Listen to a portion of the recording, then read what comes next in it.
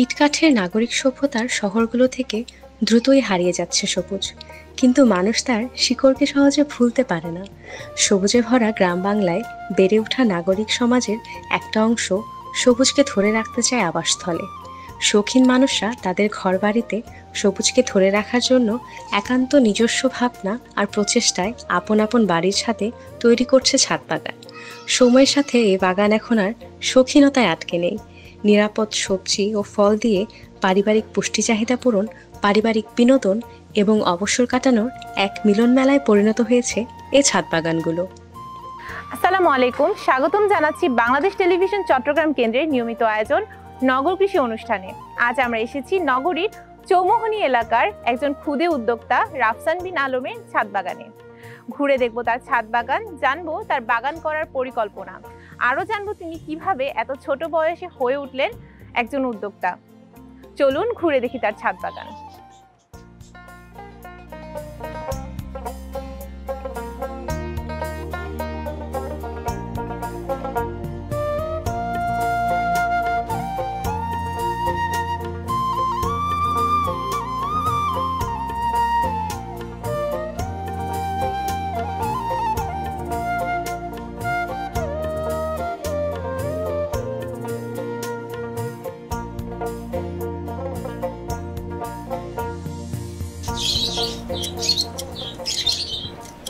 আসসালামু আলাইকুম ভাইয়া। ওয়ালাইকুম আসসালাম।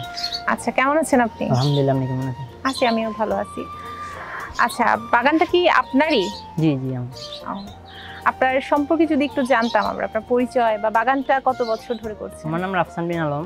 এই বাগানটা প্রায় 4 থেকে 5 বছর হয়েছে। আচ্ছা, আপনি দেখাশোনা করেন? জি জি। আচ্ছা আচ্ছা, তো আমরা একটু বাগানটা দেখি আপনার, যে কেমন, একটু ঘুরিয়ে দেখি আমরা, চলেন। প্রথমেই দেখতে পাচ্ছি এটা একটা লেবু গাছ, না? জি জি।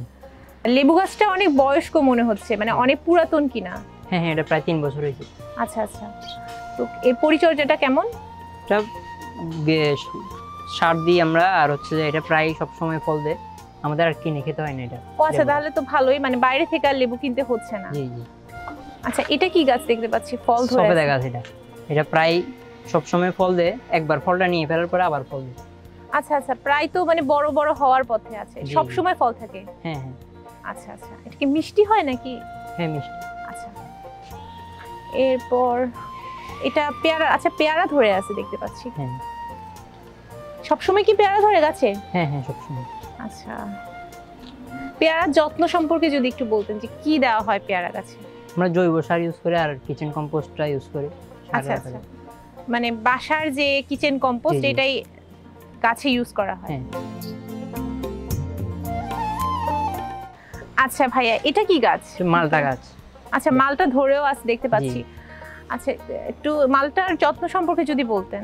তেমনি অন্যান্য গাছের মতনই সার দিই, আর নরমালি সারা বছরই ফল ধরে, কিন্তু একটু বড় হতে একটু টাইম লাগে। আচ্ছা, মালটা যে পাকতে সময় লাগে। আচ্ছা, জি। এটা তো তাহলে তো আপনাদের এটা বেশি কষ্ট নাই না যত্ন নেওয়ার জন্য? এমনি জাস্ট একটু পানি দিই আর সারটা দিই। সার দেন। আচ্ছা, আর এইদিকে দেখতে পাচ্ছি আরেকটা লেবু গাছ। জি জি। আপনাদের ছাদে বেশ লেবু গাছ দেখতে পাচ্ছি। লেবু কি পছন্দের কিনা আপনার? হ্যাঁ হ্যাঁ, পছন্দ। আমাদের আর কিনে খেতে হয় না আর কি। আচ্ছা, এখানে একটা জিনিস দেখতে পাচ্ছি, এই যে হলুদ, এই জিনিসটা কি? এটা উড়ন্ত মাছি বা পোকা জাতীয় কিছু যাতে না যায় গাছে। আচ্ছা, কীট পতঙ্গ যাতে আটকে যায় সেজন্য। জিনিসটা কিন্তু খুবই উপকারী মনে হচ্ছে, বেশ অনেক মাছি পোকা আটকে আছে। আচ্ছা আচ্ছা, তাহলে এইটা থেকে আপনাদের কি লাভ হচ্ছে, যে এই জিনিসটা আপনারা যখন দিচ্ছেন তারপর থেকে কি লাভ হচ্ছে? ফলের কোনো ক্ষতি হয় না চাই গিয়ে, আর গাছে কোনো পোকামাকড় থাকে না। আচ্ছা, এই জাম্বুরা গাছটা আপনি একটা ব্যাগে লাগিয়েছেন দেখতে পাচ্ছি, এটা এই ব্যাগটাকে কি বলে? ব্যাগটা এমনিতে আমরা অনলাইন থেকে নিয়েছি, আর হচ্ছে কি এটার মধ্যে সুবিধা হচ্ছে এটা কস্টলিটা একটু কম।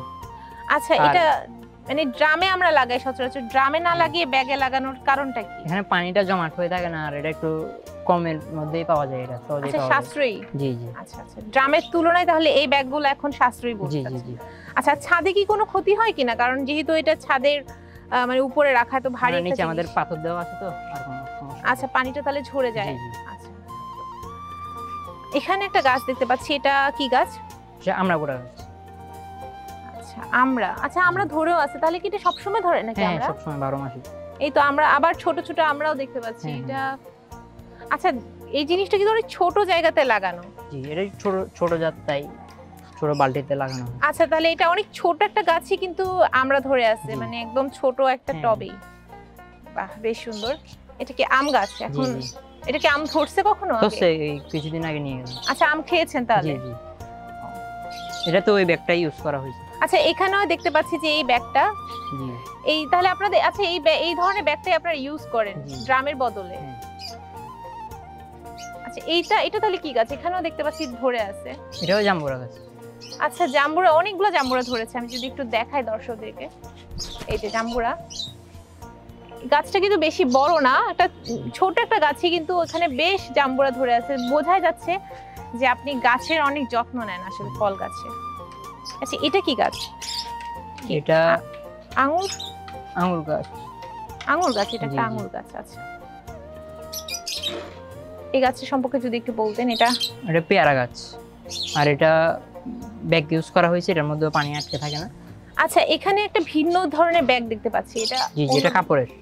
আচ্ছা, এটা নাম লেখা আছে জিও ব্যাগ। হ্যাঁ, হুম। Geo bag. তাহলে এই ব্যাগটা আর ওই ব্যাগটা কি আলাদা, মানে নাকি একই ধরনের? প্রায় সেম ধরনের, কিন্তু একটু আলাদা আর কি। দোনোটার ব্যবহারই কি সেম? হ্যাঁ হ্যাঁ সেম। আর এগুলিতে পানি ধরে থাকে না, তো তাই সুবিধা। সহজে তাহলে ঝরে যায়, মাটি জি। ভালো থাকে। হুম।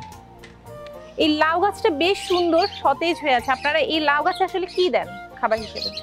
খাবার বলতে সার দিয়ে, জৈব সার আর কম্পোস্ট বানাই দিই আর কি। মানে যেগুলো বাসায় যে জি, কম্পোস্ট, জি। ওই কিচেন কম্পোস্ট? হ্যাঁ হ্যাঁ রাসায়নিক কোনো কিছু ইউজ করি না।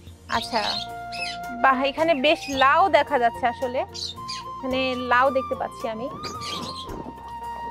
ওই যে লাউ ধরে আছে। আচ্ছা, এটা কি গোল জাতের যে লাউ সেটা? জি জি আচ্ছা, ওইখানে আমরা দেখতে পাচ্ছি, এটা কি কোনো পাখি দেখা যাচ্ছে? জি, চলেন জি, আমরা পাখি। ওইটা দেখি, ওইখানে চল। কি আছে।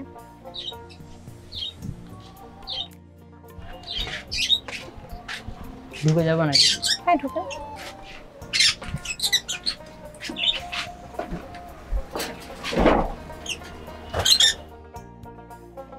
আচ্ছা, কনর। জি এর বয়স 20 মাস, এখনো ব্রিডিং এর বয়স হয় নাই। আচ্ছা, দোনোটা কি মেল ফিমেল জি আলাদা করা? জি জি আপনি চিনেন কোনটা মেল? না, এগুলো ডিএনএ করা লাগে এসব পাখি। আচ্ছা, এমনি দেখলে বোঝা যায় না? না না এটা ডিএনএ করছে। জি জি আর নিচে দেখতে পাচ্ছি ককাটেল, আমরা, অ্যালবিনো ককাটেল। এটা অ্যালবিনো। জি জি আচ্ছা, এটা একদমই সাদা। জি জি এটা অ্যালবিনো এই জন্য কারণ এটা সাদা আছে। আর এখানে নিচে আরেকটা ককাটিয়াল দেখতে পাচ্ছি। জি ওটা লুটিনো ককাটেল। আচ্ছা, ককাটিয়াল তাহলে বিভিন্ন রকমের হয়, জি তাই তো? জি আর এখানে 2 জোড়া আছে লাভবার্ড। আচ্ছা, লাভ বার্ডও আছে। জি এই যে এটা এক জোড়া না? জি এটা রেটে টপালাইন। এগুলোও কি ব্রিড করে ফেলছে কিনা, নাকি ছোট? এগুলো ব্রিড করছে। আচ্ছা, তাহলে এগুলো মাস্টার পেয়ার। জি জি আর এখানে দেখতে পাচ্ছি এগুলা বাসরিগার। বাজিকা। এই বাজিকাটা একটু ভিন্ন, জি এই দুটোটা জাপানিজ। জাপানিজ। জি। আচ্ছা, এগুলোর মাথাটা একটু ফুল থাকবে ওইটা না। থেকে এটা ভিন্ন। জি এগুলো নরমাল ক্লাসিক, আর এগুলো জাপানিজ। আচ্ছা, আপনি কি জাপানিজ গুলো ব্রিড করেছেন কি? জি জি এগুলো ব্রিড করেছেন, তো হ্যাঁ। এগুলো বাচ্চা? সেল দিয়ে দিচ্ছি। আচ্ছা, ব্রিড করার পর সেল দিয়ে দিয়েছেন। জি। আচ্ছা, এইটা ভিন্ন এগুলো। আচ্ছা, এগুলোর প্রাইস কেমন হয়? 3 থেকে 3,500 টাকা। আর জাপানিজ নরমাল গুলোর প্রাইস? 800 থেকে 1000 টাকা। আচ্ছা, তাহলে এর থেকে দ্বিগুণ বলতে গেলে জি, এটার জি। প্রাইস।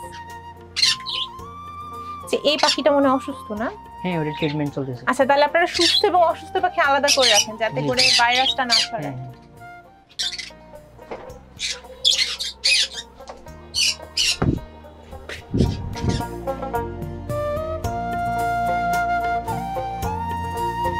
আচ্ছা, এটাও কি গাছ স্যার? এটা কি সেই আমড়া গাছ? জি এটাও আমরা গাছ। আচ্ছা, আপনাদের তো বেশ কিছু আমড়া গাছ আছে জি তাহলে। আচ্ছা, আপনার এই যে এত বড় একটা বাগান, অনেক গাছ, তো এই গাছগুলো কি আপনি একাই দেখাশোনা করেন, নাকি আপনাকে কেউ সাহায্য করে আপনার এই না এটা বাগানে? আসলে আমি আর আমার ফ্রেন্ড নিলই মিলে শুরু করছি এটা, আর এটার পাশাপাশি আমার ভাইয়ারাও সাহায্য করে। আচ্ছা, তাহলে আপনাকে বেশ কিছু মানুষ সাহায্য করে। আসলে জি। একা এত বড় বাগান সামলানো অনেক কঠিন। জি চলেন তাহলে আমরা একটু বসে কথা বলে আপনার বাগান সম্পর্কে আরো কিছু জানি।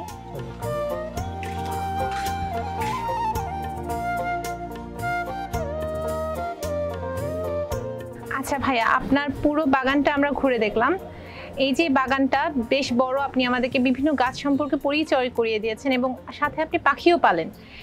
এই যে এত কিছু, আপনি কি এটা একাই করছেন নাকি আপনার সাথে কেউ সাহায্য করছে? এই পুরা পরিকল্পনাটার পিছনে কি আর কেউ আছে কিনা?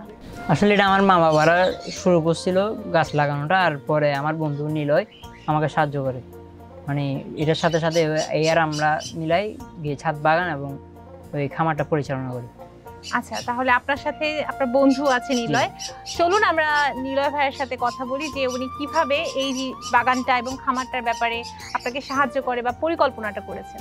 আমাদের সেম হবি আছে, সিমিলার, যেটা হচ্ছে আমরা পাখি পালতে ভালোবাসি, পছন্দ করি এবং তার পাশাপাশি বাগানের পরিচর্যা করতে পছন্দ করি। সো আমরা ভাবলাম ওয়াই নট, আমরা ছাদের ছোট্ট একটা অংশে পাখি পালতে পারি এবং পুরো ছাদ জুড়ে আমরা একটি বাগান পরিচালনা করতে পারি। আচ্ছা, এই যে আপনাদের খামার এবং আপনাদের এত বড় একটা বাগান, বেশ ভালো রকমের ফলের কালেকশন আছে আপনাদের।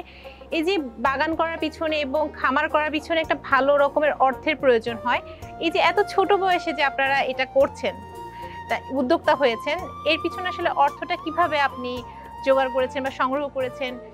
আসলে এই বাগানটা আর খামারটা পরিচালনার জন্য আমাদের পরিবার থেকে সাপোর্ট পায়, আর হচ্ছে এখানে বিল্ডিংয়ের সবাই অনেক সাহায্য করে, সবাই এক একটা গাছ লাগায়। এবং খামারের ক্ষেত্রে আমরা কি করি, আমাদের পকেট খরচ বাঁচিয়ে কিছু পাখি নিই এবং কিছু সেল দিলে, বাচ্চা উঠলে বা রিসেলিং করলে ওইটার টাকা দিয়ে আমরা এগুলি চালিয়ে যাই। ছাদ বাগান করার ক্ষেত্রে একটা কমন প্রশ্ন থাকে যে এত পরিশ্রম করে কষ্ট করে ছাদ বাগান করার পেছনে কি লাভ হয়। তো আমি জানতে চাচ্ছি আপনার কাছে যে এই যে এত পরিশ্রম, বাগান করছেন, পাখি পালছেন, এত পরিশ্রমের ফলে আপনার কি লাভ হচ্ছে? ছাদ বাগানটি পরিচর্যা করার ফলে আমাদের কোনো টাকা অঙ্কের লাভ হচ্ছে না, কিন্তু আমরা ভালো লাগে, মন থেকে যে ভালো লাগাটা আছে গাছপালা এবং পাখি পালাটাও আমাদের নিজেদের একটা শখ, কোনো টাকার লাভে আসে আমরা করতেছি না, আমাদের এটা ভালো লাগে এবং আমাদের অবসর সময়টুকু কাটে। তাছাড়া পাখি পালার পরে আমরা মাঝে মধ্যে কিছু হাত খরচ চলে আসে, এই জন্যই আমাদের পালা আসলে। আচ্ছা, এই যে এতগুলো ফল গাছ, তাহলে তো আপনাদের অনেকগুলা মাটির প্রয়োজন হয়। ফল গাছে তো বেশি মাটির প্রয়োজন হয়, তাহলে আপনারা মাটিগুলা কিভাবে তৈরি করেন বা মাটিতে কি ধরনের সার ব্যবহার করেন? আচ্ছা, সার প্রয়োগ বলতে আমাদের সকলের বাসায় যে কিচেনের কাজ করার পর যে ভেজিটেবলস, যেমন পেঁয়াজের ছোলকা, যেসব অবশিষ্ট অংশগুলো আছে সেগুলোকে আমরা রিসাইকেল করে মাটির মধ্যে মিশ্রণ করে আমরা সার হিসেবে ব্যবহার করি। এছাড়াও আমাদের কিছু পরিচিত খামার আছে যাদের থেকে আমরা সাধারণত গোবর সংগ্রহ করে থাকি এবং গোবর সংগ্রহ করে তা আমরা রোদে শুকাই, তারপর আমরা গাছের গোড়ায় দিয়ে থাকি। আপনার কাছে জানতে চাচ্ছিলাম যে এই যে আপনাদের এতগুলো ফল গাছ, ফল যেহেতু ধরে, তো আপনারা কি ধরনের কীটনাশক ব্যবহার করেন? যেহেতু আপনাদের সবসময় 12 মাসই ফল, তাহলে কি ধরনের কীটনাশক আপনারা এই গাছে ব্যবহার করে থাকেন? আসলে আমাদের এখানে কীটনাশক বলতে তেমন একটা কীটনাশক জাতীয় কোনো কিছু ব্যবহার হয় না, এমনি যেমনটা নীলে বলছে তেমন গোবর এবং কম্পোস্টগুলো ইউজ করা হয়। এছাড়া এমনি এখানে কিছু ফাঁদ আছে, ফাঁদগুলো দ্বারা মাছি, পোকামাকড় যাতে ওখানে আটকায় যায়। এছাড়া যেহেতু ফলগুলো আমরাই খাই, তাহলে আমরা অন্যান্য কীটনাশক জাতীয় কিছু ব্যবহার করি না, কারণ এগুলো তো স্বাস্থ্যের জন্য ক্ষতিকর। তাই। আচ্ছা ভাইয়া, আপনার যে খামার দেখলাম পাখির, এই পাখির খামারটা শুরু করার কবে থেকে পরিকল্পনা হলো?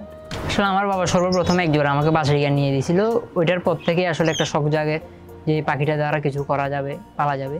তখন এর পর থেকে আসলে আমি স্বল্পভাবে শুরু করে এবং এখন বাসায়ও আছে, এছাড়া খামারে এখানে কিছু পাখি আছে।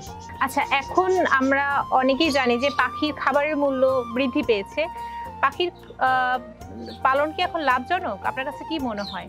হ্যাঁ, অবশ্যই পাখি পালাটা খুবই লাভজনক, কেন কি সবকিছুর একটি প্ল্যান মোতাবেক কাজ করতে হয়। যদি প্ল্যান মোতাবেক আমরা সব এক্সিকিউট করতে পারি তাহলে অবশ্যই লাভজনক হবে। যেমন আমরা আমাদের সকল খাবার এবং পণ্য আমরা সব হোলসেলে কিনি, তাছাড়া আমরা আমাদের নিজেদের খাদ্য নিজেরা তৈরি করি, যার কারণে আমাদের কস্টিংটা খুব স্বল্প মূল্য পড়ে, তাই আমাদের মোটামুটি লাভই হয়।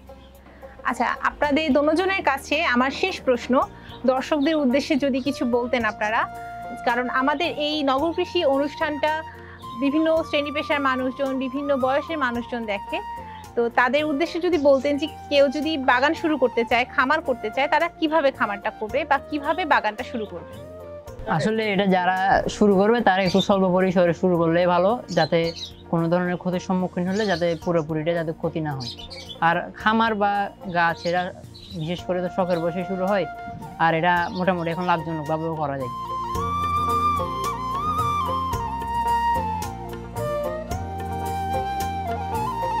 এই যে আপনার ছোট ভাইরা এত ছোট বয়সে পাখি পালছে, পাখি বিক্রি করছে এবং এত সুন্দর ছাদ বাগান তৈরি করেছে, এই বিষয়টাকে আপনি কিভাবে দেখছেন, কিভাবে তাদেরকে সাপোর্ট করছেন?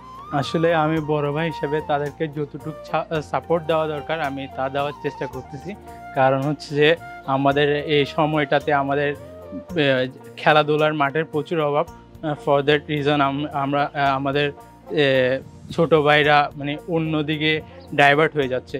তাই আমরা চাচ্ছি যে মানে ওরা যেন অন্যদিকে ডাইভার্ট না হয়ে ওদের শখের জিনিসটার সাথে যদি লেগে থাকে তাইলে ওদের জন্য মানে মাইন্ডটা ফ্রেশ থাকবে আর কি।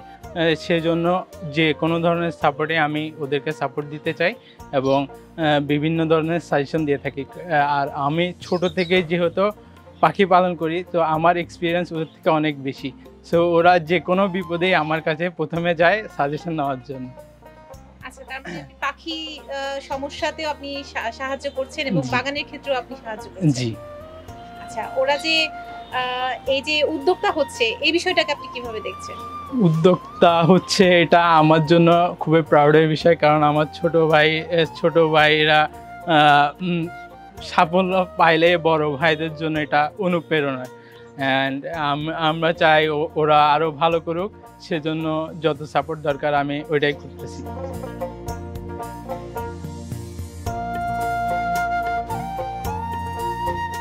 আচ্ছা, এই যে আপনার ছোট ভাইরা বাগান করছে, ফলের গাছ লাগাচ্ছে, সাথে পাখি পালতেছে, এই জিনিসটাকে আপনি কিভাবে দেখছেন? বড় ভাই হিসেবে তাদেরকে কি ধরনের সাহায্য করছেন? জি, আমি আমার ছোট ভাইদের এই উদ্যোগটা নিয়ে অনেক প্রাউড ফিল করি। কারণ হচ্ছে ছোটোবেলায় আমরাও পাখি ফেলেছি, আমাদের একটা এক্সপিরিয়েন্স হয়েছে।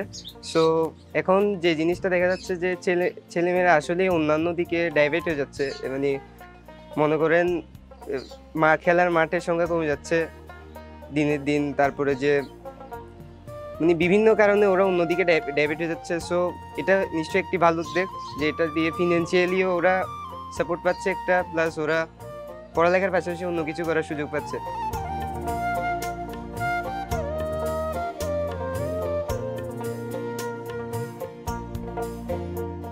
সুপ্রিয় দর্শক, নগর কৃষির এই পর্ব আমাদের শিখিয়েছে বাগান করতে নির্দিষ্ট কোনো বয়সের প্রয়োজন হয় না খোলা মাঠের। যে কোনো বয়সে যে কোনো জায়গাতেই মনের ইচ্ছা থাকলে বাগান করা সম্ভব। চলুন আমরা নিজেদের সাধ্য মতো একটি করে হলেও গাছ লাগাই, কারণ গাছই আমাদের শান্তির জায়গা। এতক্ষণ কথা বলছিলাম খুদে বাগানি রাফসান বিন আলমের সাথে।